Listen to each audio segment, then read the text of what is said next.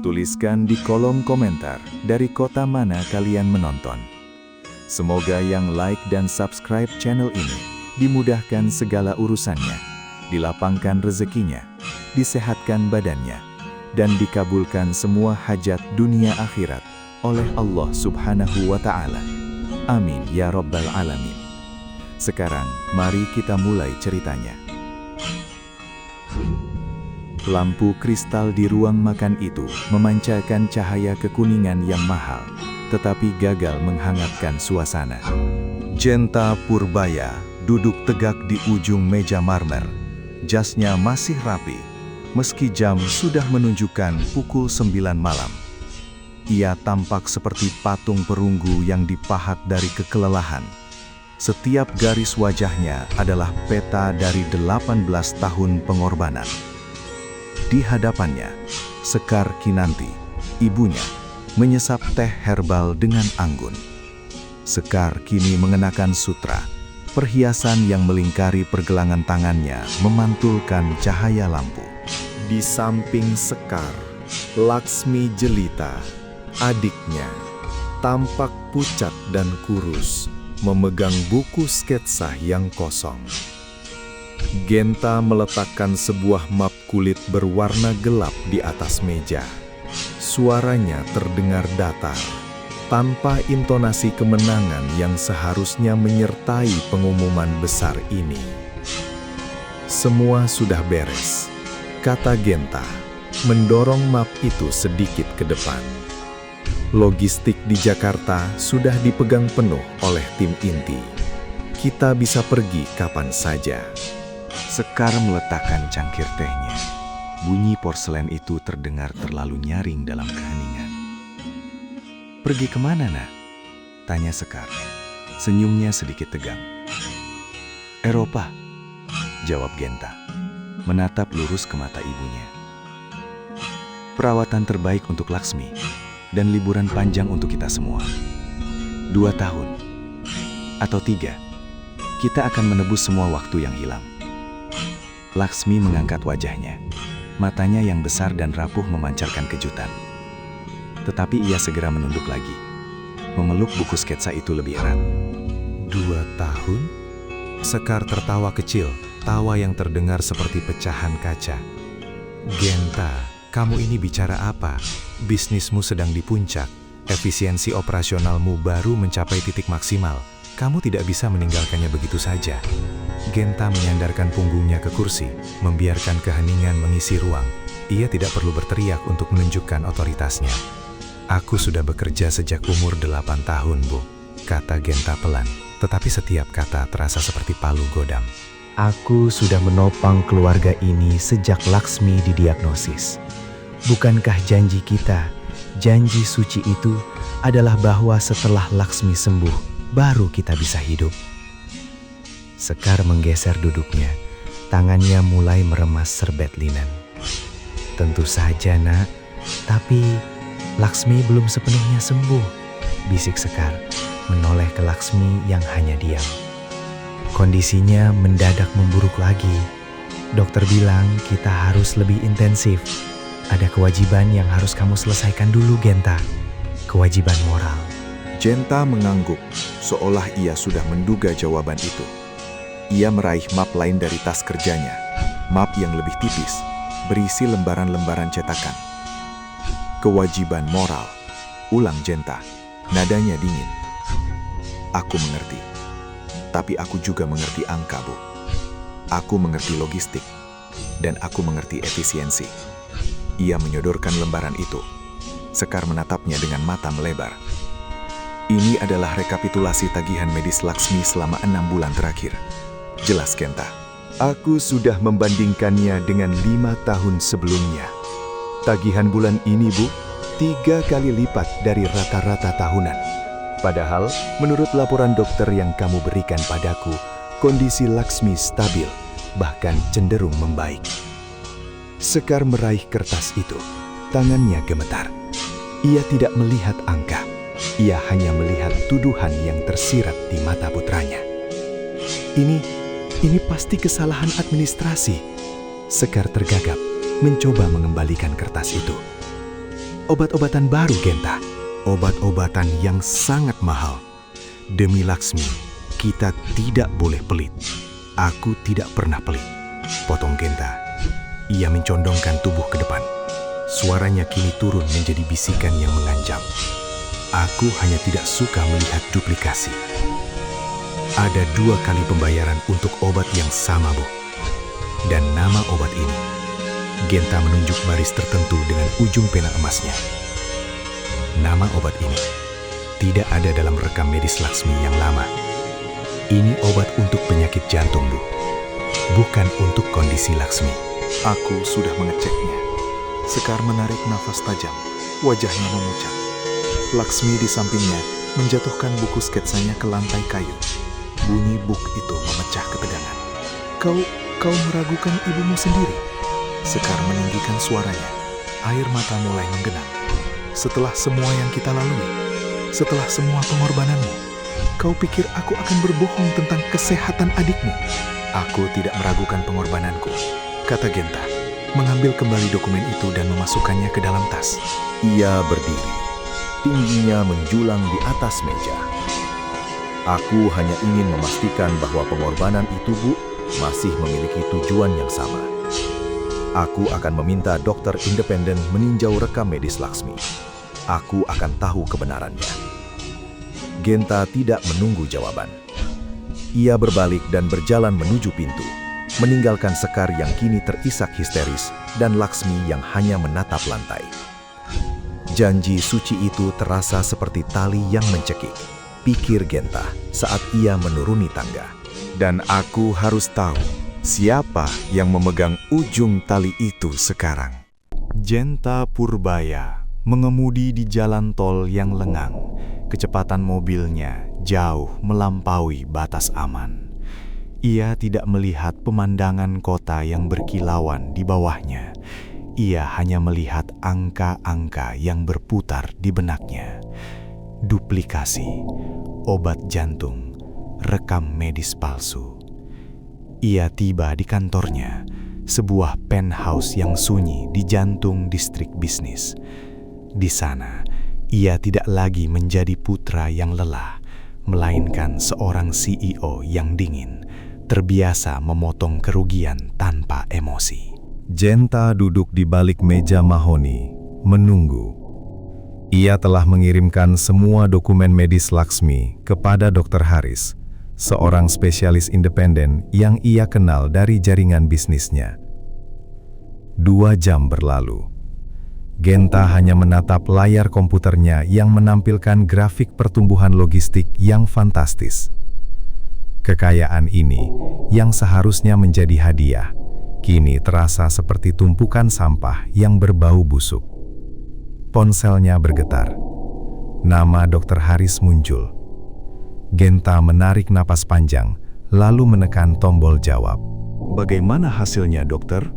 Tanya Genta, suaranya datar, seolah ia sedang menanyakan harga komoditas.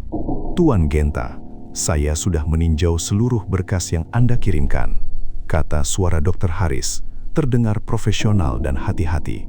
Saya harus jujur, ada kejanggalan yang sangat besar. Genta menutup mata sejenak. Ia sudah tahu. Jelaskan, rekam medis yang Anda berikan untuk tahun ini, terutama 6 bulan terakhir, tidak sesuai dengan kondisi pasien yang sebenarnya. Jelas dokter itu. Berdasarkan data klinis lama, Nona Laksmi menunjukkan pemulihan total yang luar biasa. Secara klinis, ia sudah bebas dari gejala sejak lama. Tidak ada indikasi perawatan intensif, apalagi obat-obatan mahal yang Anda bayarkan. Bahkan, beberapa obat yang tertera tagihan itu bisa berbahaya jika diberikan pada pasien yang sudah pulih. Genta membuka matanya. Pandangannya kosong. Sejak kapan, dokter? Ada jeda singkat di seberang sana. Menurut catatan pemulihan terakhir yang valid, Nona Laksmi sudah pulih total sejak usianya 15 tahun. Itu sekitar 10 tahun yang lalu, Tuan Genta. Genta meletakkan ponselnya di atas meja tanpa memutus panggilan. Bunyi statis dari telepon itu memenuhi ruangan. 10 tahun. 10 tahun ia bekerja seperti budak, menolak tawaran hidup, menunda kebahagiaan demi sebuah penderitaan yang telah berakhir 1 dekade lalu. Ia berdiri, mengambil kunci mobilnya. Ia tidak merasakan amarah. Hanya kehampaan yang dingin, seperti ruang hampa yang menyedot semua udara dari paru-parunya.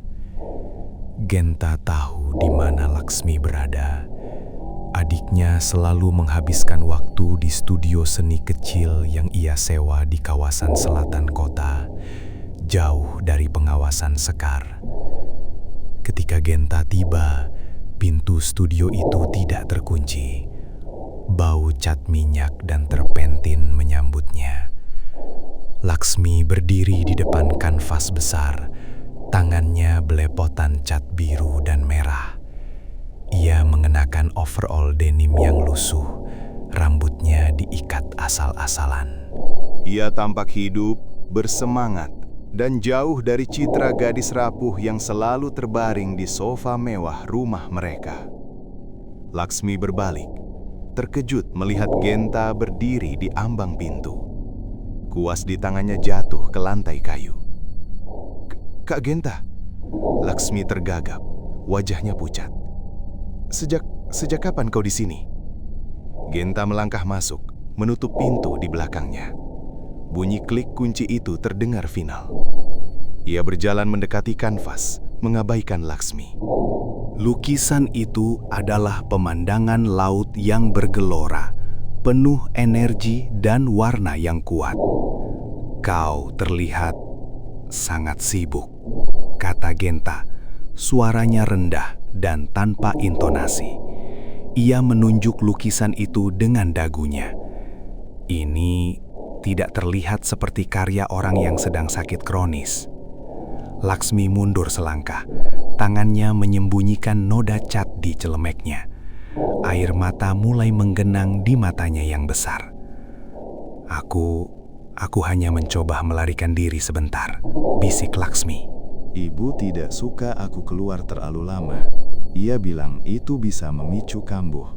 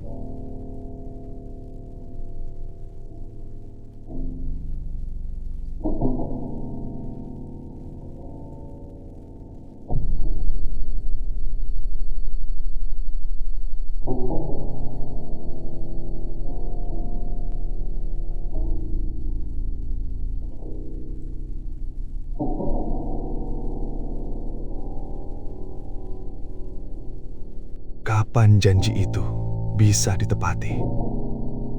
Laksmi menjatuhkan diri ke lantai, menangis terseduh-seduh.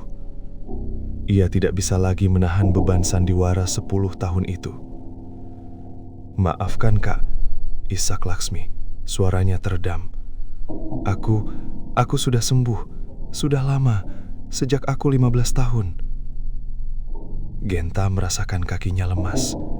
Ia bersandar pada dinding, membiarkan fakta itu menghantamnya. 10 tahun. Kenapa? Tanya Genta. Hanya satu kata, tetapi mengandung seluruh rasa sakit dan pengorbanan masa mudanya. Ibu. Laksmi mengangkat wajahnya yang basah. Saat aku sembuh, ibu panik. Ia bilang kalau kakak tahu, kakak akan berhenti, kakak akan pergi, dan kami akan kembali miskin. Laksmi merangkak mendekati kaki Genta. Ibu bilang, kakak hanya akan bekerja keras kalau ada alasan yang mendesak, kalau ada aku yang sakit. Ia memaksaku, Kak. Ia mengancam akan membuang semua lukisanku. Ia bilang kalau aku tidak berpura-pura, kakak akan kehilangan tujuan hidupmu. Genta menatap Laksmi, matanya dingin dan tajam. Jadi, seluruh pengorbananku, seluruh masa mudaku yang hilang, seluruh kekayaan yang aku bangun, itu semua hanya untuk mempertahankan sandiwara agar ibu tidak kehilangan gaya hidupnya. Bukan hanya gaya hidup, Kak. Laksmi menggeleng histeris. Ibu takut kehilangan kakak. Ia takut kakak akan menemukan kebahagiaanmu sendiri. Ia takut kakak akan menyadari bahwa kakak tidak perlu kami lagi. Genta menapas, lalu mengembuskannya perlahan. Ia melihat ke kanvas yang penuh warna itu, lalu kembali ke wajah Laksmi yang penuh penyesalan. Tagihan medis itu, kata Genta, suaranya kembali menjadi bisikan yang mengancam. Obat jantung, duplikasi. Itu semua untuk apa, Laksmi? Laksmi menutup wajahnya dengan kedua tangan. Uang itu untuk investasi ibu, untuk membeli properti atas namanya, untuk memastikan kalaupun kakak pergi, ia tetap punya pegangan. Ia bilang itu adalah dana darurat untuk masa depan kami. Genta Purbaya berdiri tegak. Ia tidak lagi melihat adiknya. Ia melihat sebuah proyek yang gagal, sebuah investasi yang dihianati. Aku tidak tahu, Kak, bagaimana caranya berhenti, kata Laksmi, suaranya memohon. Aku sudah terlalu lama menjadi pasien. Aku sudah terlalu lama menjadi alasan kakak untuk hidup. Genta tidak menjawab. Ia hanya berbalik, berjalan menuju pintu. Kak Genta, mau kemana? Teriak Laksmi. Aku akan pulang, kata Genta tanpa menoleh. Aku akan mengakhiri sandiwara ini. Ia meninggalkan studio itu, meninggalkan Laksmi yang terisak di antara tumpukan kuas dan cat. Di luar, langit sore mulai gelap. Genta menyadari bahwa ia tidak hanya kehilangan 10 tahun hidupnya, tetapi ia juga kehilangan satu-satunya alasan mengapa ia rela kehilangannya. Janji suci itu bukan tali yang mencekik, pikir Genta saat ia menyalakan mesin mobilnya. Itu adalah rantai yang ditempa oleh cinta yang egois, dan aku, dengan bodohnya, mengira itu adalah mahkota. Genta memarkir SUV hitamnya di garasi yang terlalu bersih. Rumah itu, yang dibangun di atas tumpukan pengorbanan dan janji palsu, kini terasa seperti museum yang dingin.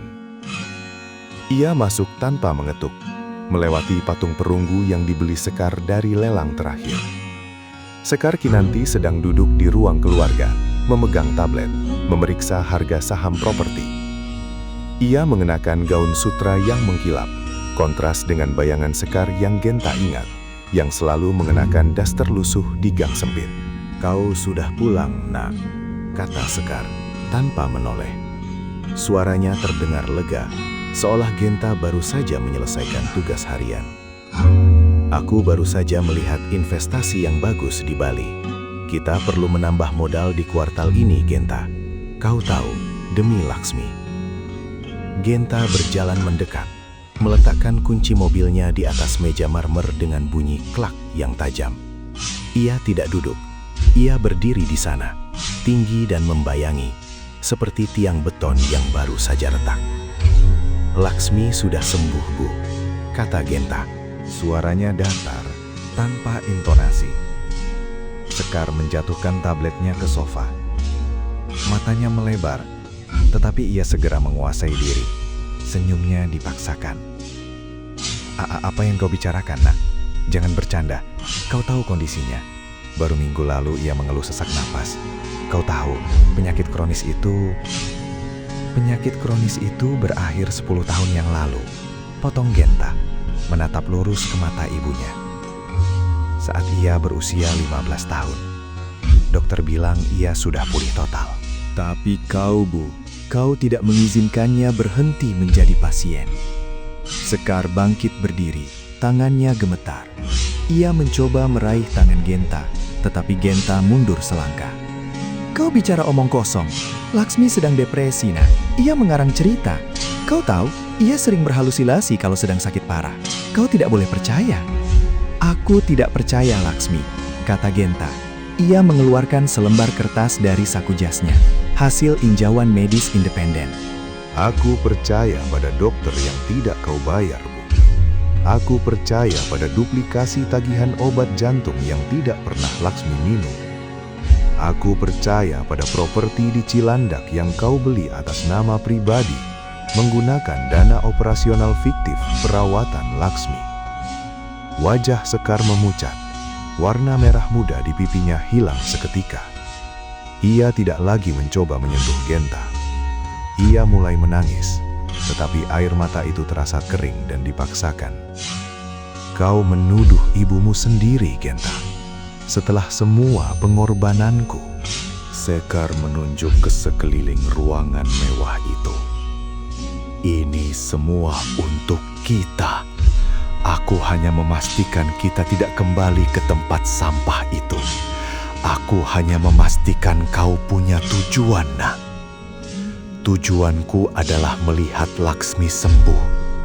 Balas Genta. Suaranya kini bergetar sedikit.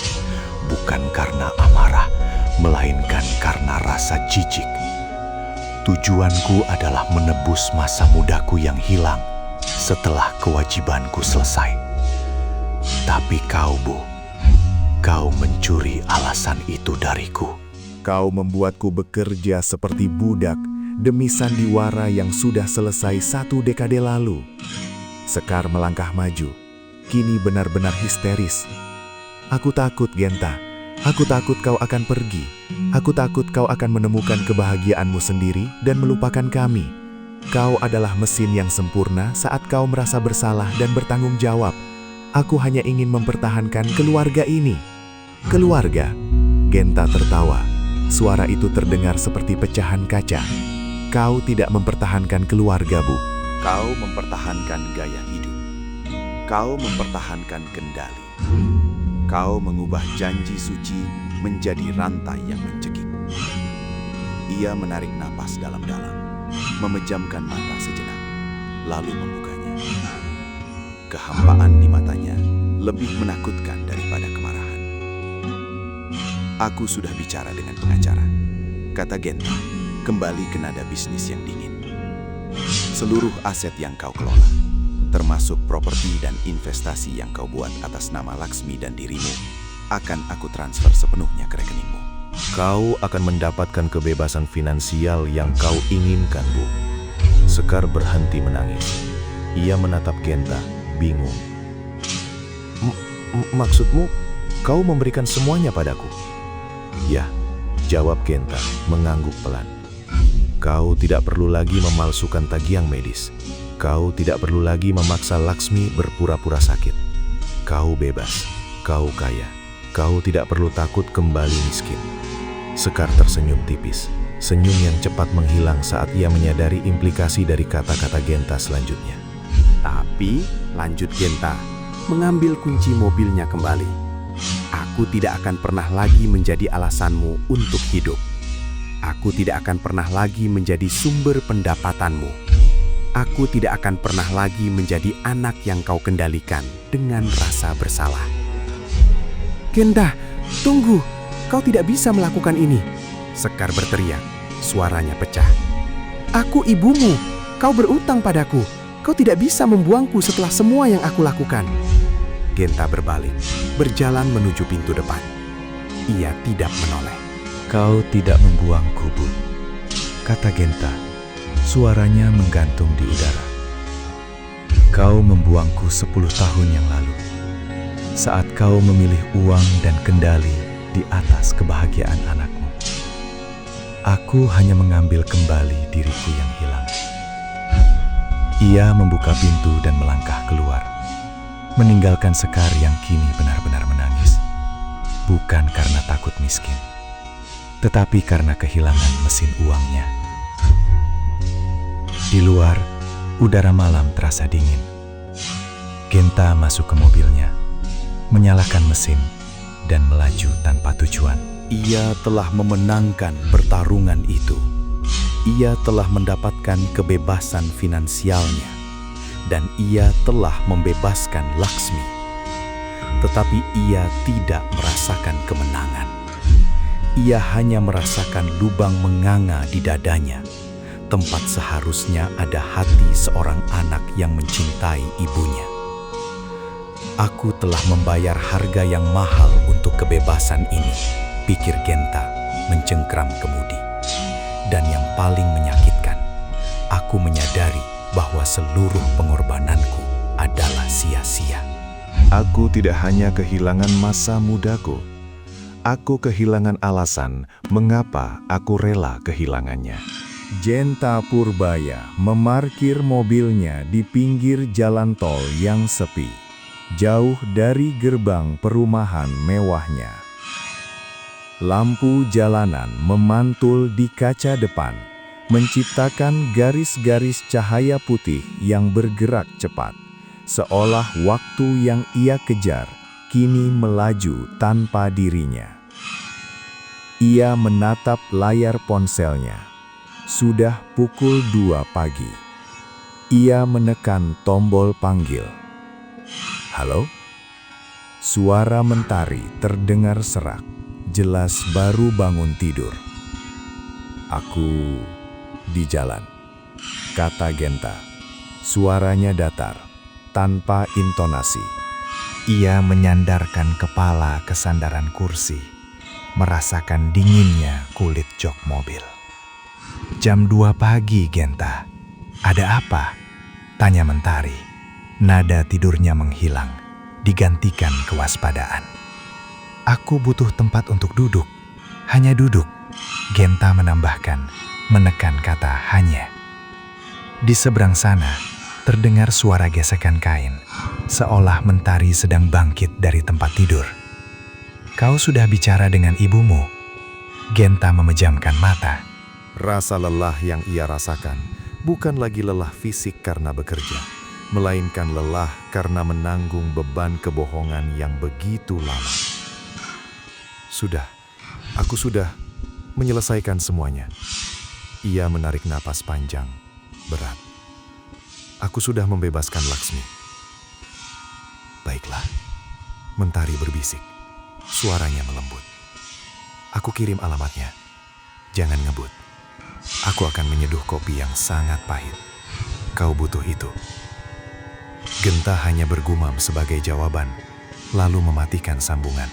Ia menyalakan mesin kembali, mengarahkan mobilnya menuju pusat kota, ke apartemen Mentari yang terletak di lantai atas sebuah bangunan tua yang diubah menjadi studio. 30 menit kemudian, Genta berdiri di ambang pintu apartemen Mentari. Ruangan itu berantakan, dipenuhi kanvas yang belum selesai, botol cat, dan buku-buku yang ditumpuk sembarangan. Kontras sekali dengan rumahnya yang steril dan teratur. Genta yang masih mengenakan setelan jas mahal yang ia pakai untuk menghadapi ibunya, terasa seperti benda asing di tengah kekacauan kreatif itu. Mentari sudah menunggu. Ia mengenakan kaos kebesaran dan celana piyama. Rambutnya diikat asal-asalan. Ia tidak bertanya apa-apa. Ia hanya menunjuk sofa kulit tua yang empuk. Duduk, kata Mentari. Ia kembali ke dapur kecil dan tak lama kemudian kembali membawa 2 cangkir keramik besar. Uap tipis mengepul dari permukaan kopi hitam pekat. Genta duduk, meletakkan cangkirnya di meja kaca di depannya. Ia menatap titik acak di dinding. Kau tidak terlihat seperti pria yang baru saja memenangkan perang, kata Mentari. Duduk di karpet, bersandar pada sofa. Ia menyesap kopinya perlahan. Aku tidak tahu bagaimana rasanya menang, jawab Genta. Suaranya nyaris berbisik. Rasanya seperti ini. Mentari mengangkat bahu. menunjuk ke kanvas besar di sudut ruangan yang dipenuhi coretan abstrak berwarna merah dan hitam. Berantakan, tapi milikmu sendiri. Tidak ada yang bisa mengambilnya. Genta mengikuti arah pandangan Mentari. Aku membayar mahal untuk berantakan ini. Kau tidak perlu menghitungnya lagi, Mentari berbisik, meletakkan cangkirnya.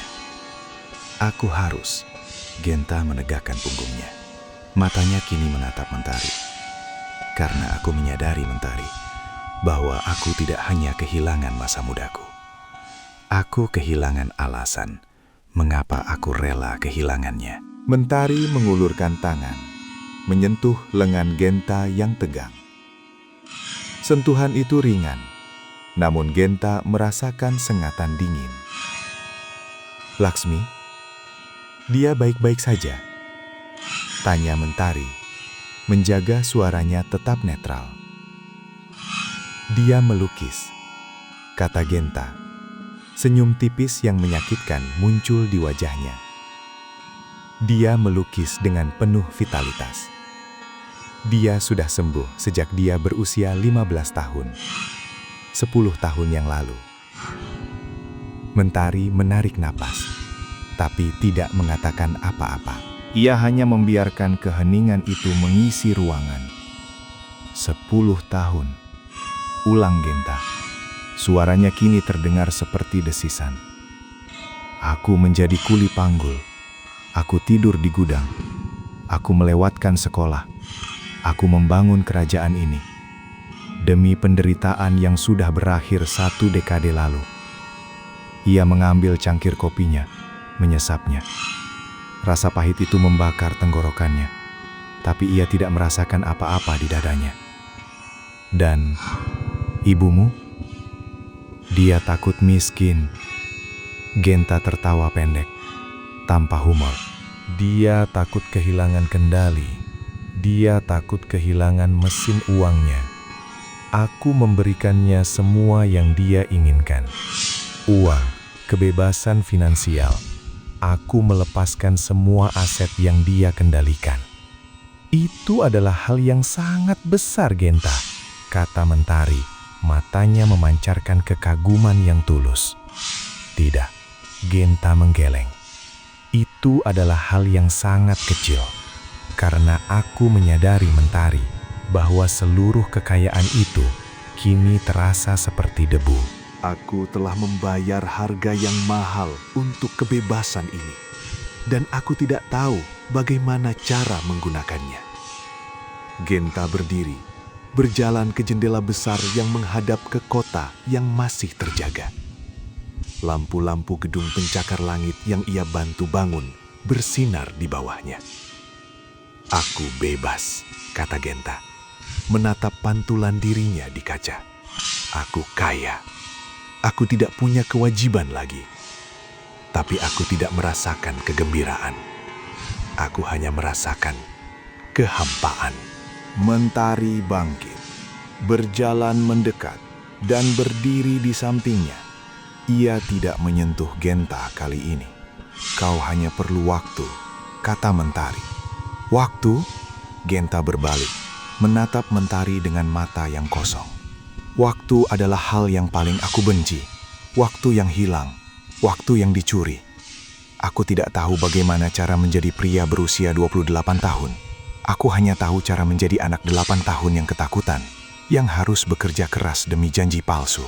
Ia kembali ke sofa, menjatuhkan diri. Ia mengambil cangkir kopinya yang sudah dingin dan menghabiskannya dalam sekali teguk. "Aku tidak tahu bagaimana cara memulai hidup," kata Genta, menatap Mentari. "Aku tidak tahu bagaimana cara menikmati hidup. Aku hanya tahu cara berkorban." Mentari menatap pria di depannya. Pria yang secara fisik adalah seorang konglomerat yang sukses. Tetapi jiwanya adalah anak kecil yang baru saja menyadari bahwa seluruh pengorbanannya adalah lelucon yang kejam. Ia telah mendapatkan kebebasan, tetapi ia tidak tahu bagaimana cara melepaskan rantai yang tidak terlihat. Pikir Mentari. mengamati Genta yang kini hanya duduk diam, kaku, di tengah-tengah kekacauan yang seharusnya menjadi awal dari kehidupan barunya. Rasa sakit pengkhianatan itu telah membekukan jiwanya. Ia adalah pria yang kaya dan bebas, tetapi ia tidak mampu merasakan apa-apa. Angin laut menerpa wajah Genta, membawa aroma garam dan kebebasan yang terasa asing. Ia duduk di pasir, memandang ombak yang datang dan pergi, ritme abadi yang tidak pernah ia miliki. Di sebelahnya, mentari senja sedang mengumpulkan kerang, memilah-milah cangkang yang pecah dan yang utuh. Genta telah melepaskan seluruh aset keuangan di bawah kendali Sekar, memberikan kebebasan yang ibunya inginkan, tetapi ia secara emosional memutuskan ikatan mereka. Kebebasan itu terasa dingin, seperti udara di puncak gunung. Lihat ini Genta, kerang ini sempurna, kata Mentari, membalikan cangkang kecil berwarna ungu di telapak tangannya. Genta menghela napas panjang. Lalu mengambil segenggam pasir dan membiarkannya lolos dari sela-sela jarinya. Sempurna, hanya cangkang kosong, katanya, suaranya datar. Bukan kosong, itu adalah rumah yang ditinggalkan. Mentari tersenyum tipis, matanya menatap laut. Ia meletakkan kerang itu di samping Genta. Sekarang ia bebas menjadi hiasan. Kau sudah melihat Sekar dan Laksmi? Aku sudah memberikan apa yang mereka inginkan. Genta menoleh ke laut, menghindari tatapan Mentari. Kebebasan finansial tanpa aku. Mereka senang. Laksmi bisa melukis, Sekar bisa berinvestasi. Mereka mendapatkan apa yang mereka perjuangkan. Dan kau? Tanya Mentari lembut, mulai mengubur kakinya di pasir basah. Aku tidak tahu apa yang harus kulakukan dengan kebebasan yang tersisa ini. Genta mengakui, nadanya mengandung kejujuran yang menyakitkan. Ia mengambil napas pendek. Aku tidak tahu bagaimana cara menjadi pria berusia 28 tahun.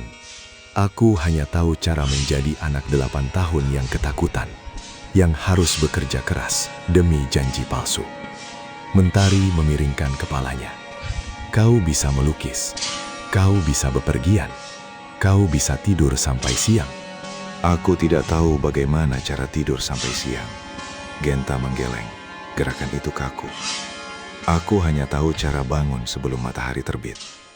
Untuk memastikan semuanya berjalan. Aku tidak tahu bagaimana cara menjadi Genta Purbaya yang tidak punya tujuan. Tujuanmu sekarang adalah menemukan apa yang hilang, kata Mentari, menunjuk ke arah Cakrawala. Bukan apa yang harus kau korbankan. Kau harus belajar bagaimana cara menjadi Genta Purbaya yang bukan mesin. Genta menatap kerang ungu di sampingnya. Mesin itu sudah berkarat, dan aku tidak tahu bagaimana cara menyalakan kembali jiwaku. Ia menggeser posisi duduknya, menjauh sedikit dari Mentari. Aku telah membayar harga yang mahal untuk kebebasan ini, Mentari. Dan aku tidak tahu bagaimana cara menggunakannya. Kau hanya perlu waktu. Mentari mengulang kata-kata yang pernah ia ucapkan di apartemen Genta. Waktu. Genta tertawa. Suara itu kering dan tanpa humor. Waktu adalah hal yang paling aku benci. Waktu yang hilang, waktu yang dicuri. Aku tidak tahu bagaimana cara memulai hidup. Aku tidak tahu bagaimana cara menikmati hidup. Aku hanya tahu cara berkorban. Mentari mengamati Genta. Pria itu telah memenangkan pertempuran, tetapi perang telah menghancurkan dirinya. Ia telah mendapatkan waktu, tetapi ia tidak tahu bagaimana cara menggunakannya. Ia telah membayar harga yang mahal untuk kebebasan yang terasa seperti penjara baru. Kau harus membiarkan dirimu marah, Genta, kata Mentari, suaranya rendah. Marah. Genta menatapnya. matanya kosong. Untuk apa? Mereka hanya takut miskin. Mereka hanya takut kehilangan kendali. Itu adalah naluri bertahan hidup yang primitif. Aku tidak bisa marah pada naluri.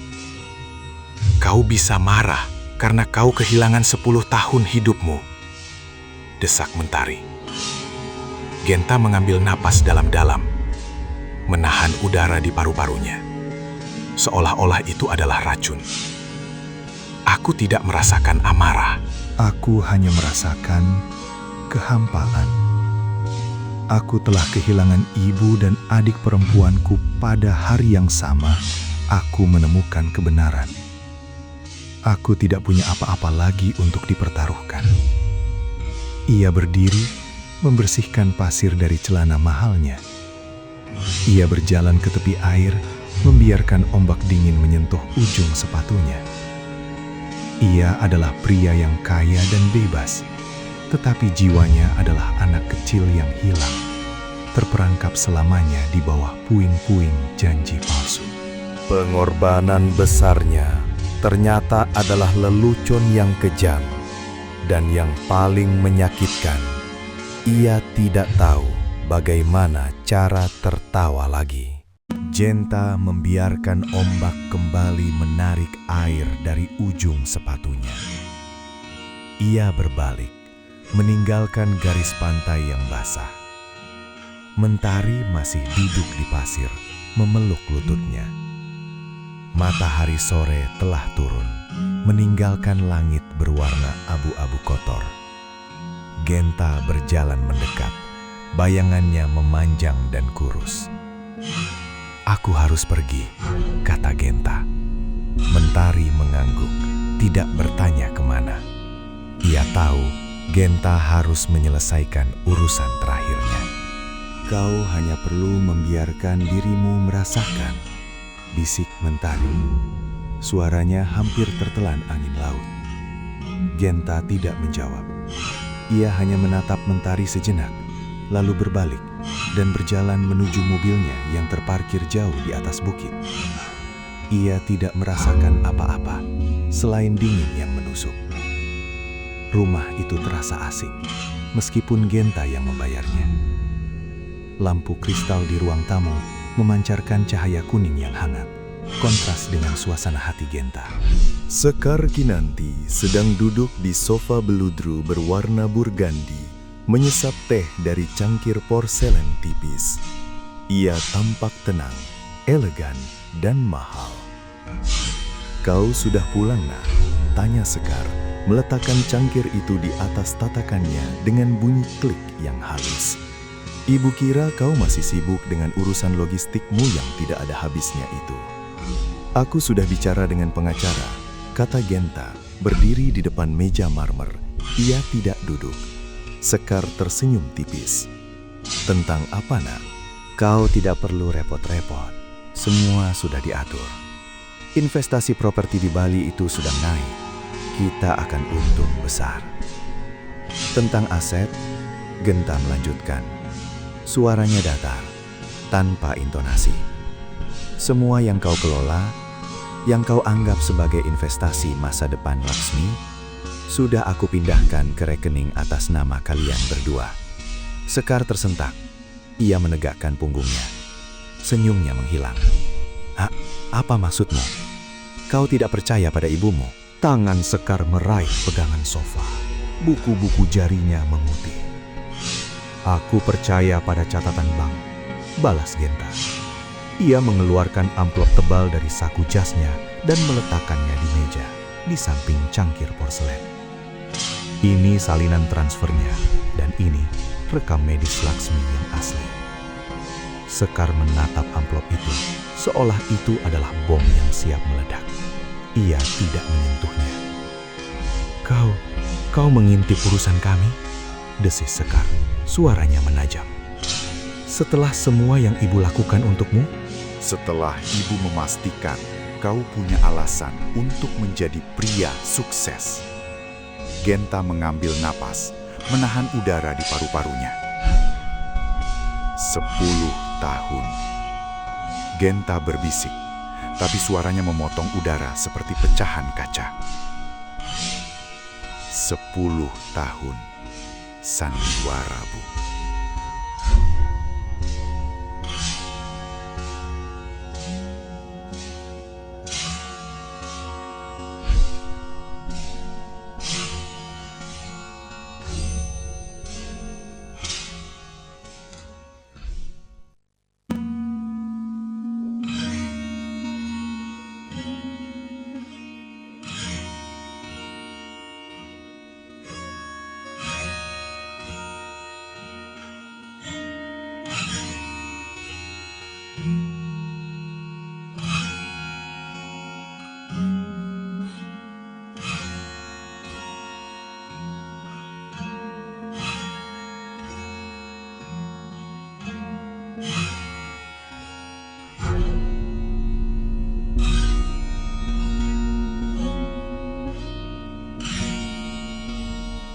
Teriaknya, suaranya memantul dari dinding.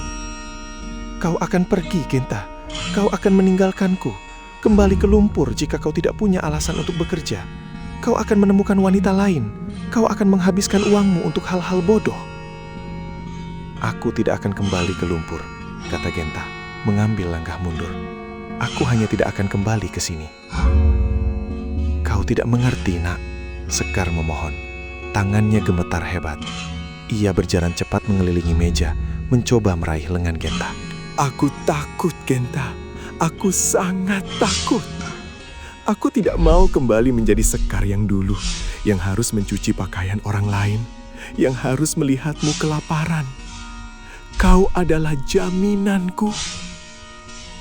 Genta membiarkan Sekar meraih lengannya, tetapi ia tidak membalas sentuhan itu.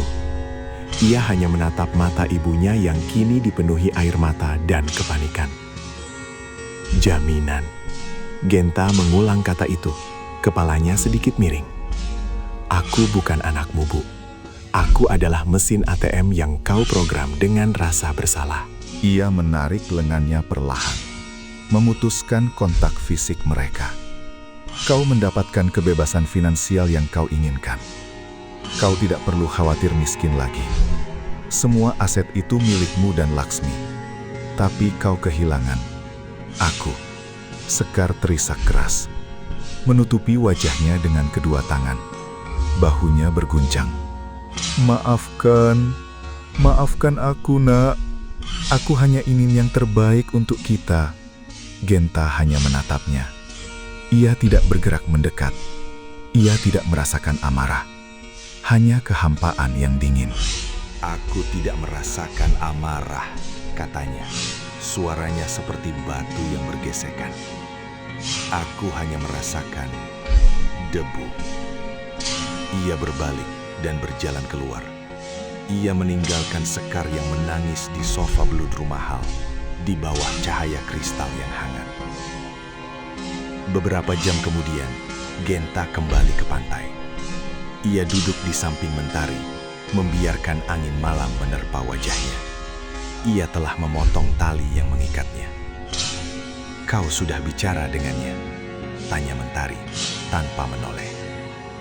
Sudah, jawab Genta. Bagaimana perasaanmu?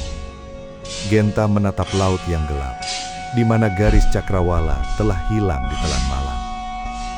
Ia telah memenangkan pertempuran, tetapi perang telah menghancurkan dirinya. Ia telah mendapatkan waktu, tetapi waktu itu terasa seperti beban yang tak terangkat. Ia telah membayar harga yang mahal untuk kebebasan, yang terasa seperti penjara baru. Ia tidak tahu bagaimana cara menyalakan kembali jiwanya. Ia hanya tahu cara berkorban. Dan yang paling menyakitkan, ia tidak tahu bagaimana cara tertawa lagi. Angin laut terasa dingin, menusuk kulit Genta yang hanya mengenakan kaos tipis. Ia tidak bergerak. Di sampingnya, Mentari memungut kerikil kecil dan melemparkannya ke ombak. Suara deburan air adalah satu-satunya pengisi keheningan yang berat. Genta telah menghabiskan seluruh energinya untuk konfrontasi tadi. Sekarang, Ia hanya sisa cangkang yang duduk di atas pasir. Kau memotong tali itu, kata Mentari pelan, membalikkan kerikil di telapak tangannya. Ia tidak menoleh, matanya terpaku pada garis air yang bergerak maju mundur. Lalu, apa yang kau temukan di ujungnya? Genta menarik nafas panjang, udara asin memenuhi paru-parunya. Debu, jawab Genta. Ia menggeser posisi duduknya, menjauh sedikit dari Mentari, seolah jarak fisik bisa mengurangi beban yang ia bawa. Semua aset itu, semua yang kubangun, terasa seperti debu. Bukan asetnya, koreksi Mentari, akhirnya menoleh sedikit. Cahaya rembulan memantul di matanya. Waktumu. Kau mendapatkan kembali investasi waktumu. Bukankah itu yang kau cari? Genta tertawa kecil. Suara itu terdengar kering, seperti pasir yang bergesekan. Investasi yang gagal, Mentari. Aku berinvestasi pada janji. Dan janji itu sudah busuk 10 tahun lalu. Ia menatap tangannya sendiri. Tangan yang kasar karena terlalu banyak bekerja. Aku tidak tahu bagaimana cara menggunakan waktu ini. Aku hanya tahu cara mengumpulkannya. Mentari mengangguk, membiarkan keheningan kembali. Ia tahu Genta tidak butuh nasihat. Ia butuh ruang. Ia melempar kerikil terakhirnya, dan kerikil itu tenggelam tanpa suara. Kau tahu, kata Mentari, suaranya rendah. Dulu kau bilang kau tidak layak bahagia sebelum kewajibanmu selesai. Genta tidak menjawab. Ia hanya menoleh ke arah Mentari, matanya kosong, seperti melihat sesuatu yang jauh di balik cakrawala. Sekarang kewajibanmu selesai. Lanjut Mentari. Ia meletakkan kedua tangannya di pasir, menopang tubuhnya. Tapi kau masih terlihat seperti orang yang sedang menunggu hukuman mati. Mungkin itu hukuman yang pantas, kata Genta dingin. Ia memeluk lututnya erat-erat. Hukuman karena menjadi bodoh. Hukuman karena percaya pada dongeng. Dongeng itu yang membuatmu bertahan, balas Mentari. Kau tidak bodoh. Kau hanya terlalu setia. Genta menggeleng pelan. Kesetiaan yang dibayar dengan seluruh masa mudaku. Dan ternyata, masa mudaku itu hanya jaminan bagi gaya hidup mewah orang lain. Ia menghela nafas. Aku telah membebaskan mereka. Aku telah memberikan semua yang mereka inginkan. Kebebasan finansial. Tapi aku tidak tahu bagaimana cara membebaskan diriku sendiri. Mentari mengelurkan tangan. Tidak menyentuh. Hanya meletakkannya di antara mereka. Beberapa sentimeter dari lengan Genta. Kau tidak perlu langsung berlari, Genta. Kau bisa belajar berjalan lagi. Pelan-pelan. Genta menatap tangan itu. Ia melihat kehangatan dan kebebasan di sana. Ia melihat semua yang ia korbankan. Ia melihat Mentari, yang mewakili semua tawa tanpa beban yang tidak pernah ia miliki. Aku tidak tahu bagaimana caranya, bisik Genta. Suaranya hampir hilang ditelan ombak. Ia menundukkan kepala. Aku tidak tahu bagaimana cara tertawa lagi. Mentari tidak memaksa. Ia hanya membiarkan tangannya tetap di sana, menawarkan jangkar. Genta tidak meraihnya. Ia hanya duduk, membiarkan angin laut membersihkan sisa-sisa janji palsu dari kulitnya. Ia telah memenangkan kebebasan, tetapi ia menyadari bahwa kebebasan itu datang dengan harga yang lebih mahal daripada yang ia bayangkan. Ia telah kehilangan masa kecilnya, dan kini ia kehilangan alasan mengapa ia kehilangannya. Ia adalah pria yang kaya dan bebas, tetapi jiwanya adalah anak kecil yang hilang, terperangkap selamanya di bawah puing-puing janji palsu. Ia telah membayar harga yang mahal untuk kebebasan yang terasa seperti penjara baru. Ia tidak tahu bagaimana cara menyalahkan kembali jiwanya. Ia hanya tahu cara berkorban. Dan yang paling menyakitkan, ia tidak tahu bagaimana cara tertawa lagi. Angin laut sore itu terasa dingin, membawa serta aroma garam dan janji yang tidak pernah ditepati. Genta masih duduk di pasir, memeluk lututnya, sementara Mentari hanya beberapa langkah darinya, menatap cakrawala yang mulai memerah. Keheningan yang panjang itu terasa lebih berat daripada semua teriakan yang pernah ia dengar dari ibunya. Mentari menghela napas pelan, membiarkan suara ombak mengisi jeda. Ia mengambil sebatang ranting kecil dan mulai menggambar garis-garis acak di pasir basah. "Kau tahu," kata Mentari, tanpa menoleh. "Semua orang bilang kau adalah pria paling sukses di usia 28 tahun. Genta tidak bergerak. Sukses yang dibangun di atas kebohongan. Tapi itu bukan kebohonganmu," balas Mentari. Ia menancapkan ranting itu ke pasir. "Aku yang membiarkannya terjadi," kata Genta dingin. Ia mengangkat wajahnya, matanya kosong. "Aku yang terlalu bodoh untuk melihat bahwa Laksmi sudah berlari bebas, sementara aku masih mengangkut karung beras di punggungku." Ia berdiri tiba-tiba, menepuk-nepuk pasir dari celana panjangnya yang mahal. Sebuah gerakan refleks dari pria yang terbiasa menjaga kerapian. "Aku sudah memenangkan perang, Mentari. Aku sudah memberikan kebebasan finansial yang mereka inginkan. Tapi aku tidak tahu bagaimana cara menikmati damai," kata Genta. Suaranya datar. Mentari ikut berdiri, membiarkan jarak di antara mereka tetap terjaga. Damai bukan hadiah yang diberikan setelah perang, Genta. Itu adalah keputusan. Keputusan yang harus kubayar dengan 10 tahun. Sia-sia. Genta membuang pandangannya ke laut. "Aku telah membebaskan mereka.